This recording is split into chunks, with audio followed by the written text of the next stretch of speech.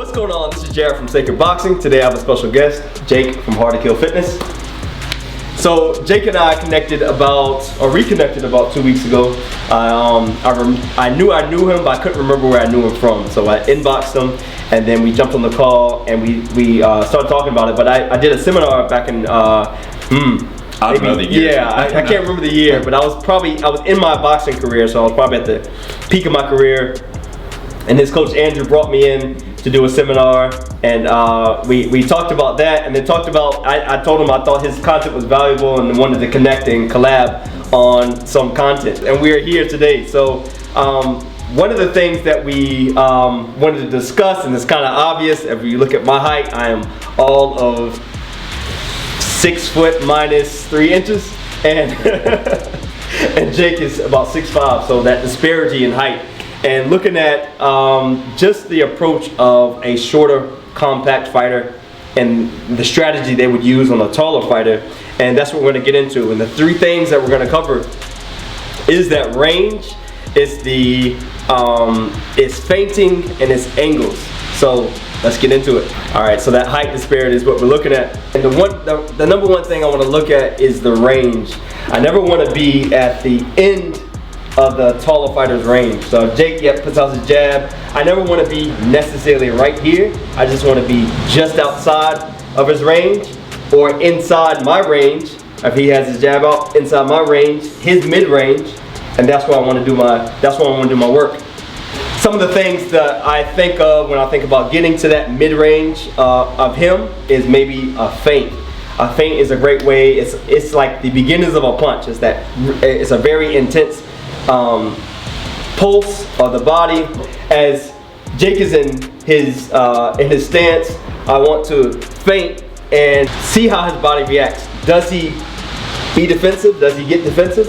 Does he throw that rock, from the top of the mountaintop, and does he look to counter, or does he step back?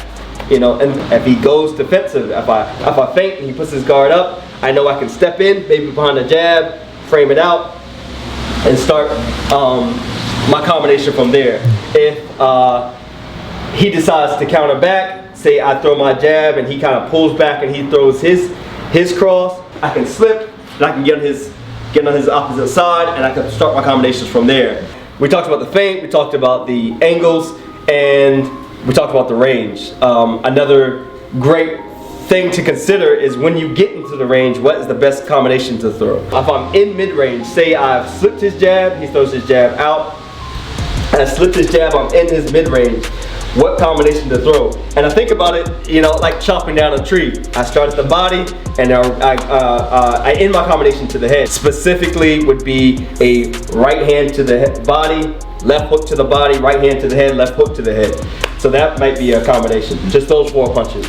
One of the most annoying things that you can do to a taller fighter is close the range and then just throw a flurry, right? If you don't give them a chance to angle out, you don't give them a chance to breathe, and if you can keep them in front of you, that's going to be the best situation for the shorter guy in the bout. Absolutely. And also, this goes super simple to infinitely complex. Right? So for instance, what he was just saying, that could be, some of that stuff isn't easy, right? But it could get a lot more complicated too. Mm-hmm. Some of the more simple things could be like, maybe he feints and then I just throw a ridiculous parry because I reacted badly and I get scared. Mm-hmm. So I just throw a parry down like this, and then I just open up my face. So all he has to do maybe then is he just closes the range and lets a 2 go, lets a jab go, something like that, and then he just gets back out. It could be those quick little fencing-like exchanges too that he could use his feints to win. Whereas with a taller guy, they're just going to keep pumping the jab, and they don't have to be as scientific as you guys do about it. Absolutely. Yeah, we're a little bit more strategic about our approach because there's a little bit more danger entering into that realm. Another thing I like to add when speaking about the combination set to throw, I started with that straight right hand to the body, left hook to the body, right hand to the head, left hook to the head. Typically, I end most of my combinations with a left hook to the head. Ending with a cross makes me have to reel that punch back in and get set before I do whatever I'm going to do next. Another punch, an angle, whatever. So typically, ending with the left hook, I don't have to counter rotate my body to get back into my stance.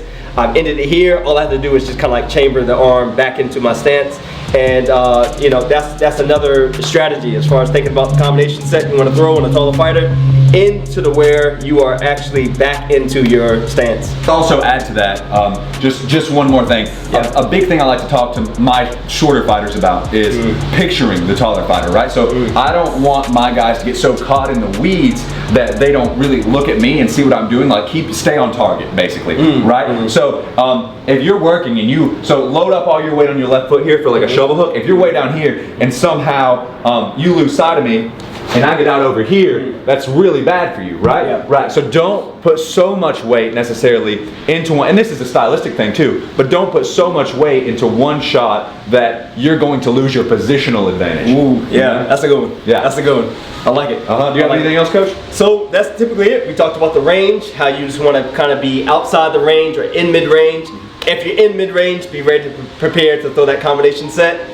If you have to be a little more crafty and use that feint or use an angle to start the combination, do those things. So yeah, and if I had to leave you guys with one last tip, the worst thing you can do is just hang out in the taller guy's jab range, right? If you're just hanging out in my straight punch range and I can just hit you with ones and twos, that's gonna be bad for your mental health in a very physical way.